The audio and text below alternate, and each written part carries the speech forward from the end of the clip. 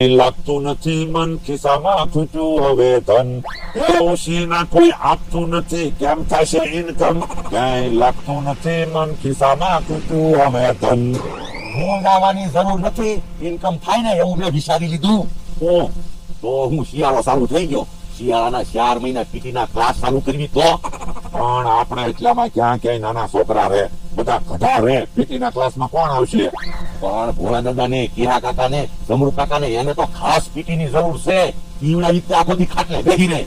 ઈ હાસુ એટલે તો કહું છું, એક દિવસની 100 રૂપિયા ટિકિટ રાખશો ને, આપણે 4 મહિના ટૂંકા થઈ જાય. હા, પણ કસરતના સાધનો ક્યાંથી લાવશું? કસરતના સાધનો લાવવાના થોડા હોય, આપણે હાથા બનાવી નાખવી. ઈ હાસુ હાલો તો પેલા કસરતના સાધનો બનાવી નાખી, પછી બધાને બોલાવી. હા, ભોળા દાદા ગયા છે ઓલી વાડીએ. આજ તો એને બહાર ગામ જવાનું છે ને, તે મને કહીને ગયા હું ઓલી વાડીએથી આવું ત્યાં કપડા ધોઈ રાખજે. અને પાછા મને કે કપડા ધોળા ફૂલ જેવા થઈ જવા જોવે.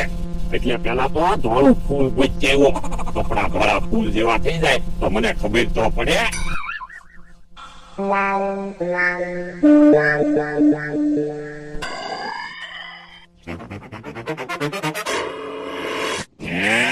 હજી કપડા ધોળા ફૂલ જેવા નો છે બોલો. 15 દિવસ કપડા નથી બદલાવતા. હવે કેટલા મેલા કપડા છે, મારે કપડા ધોળા ફૂલ જેવા કેમ કરવા?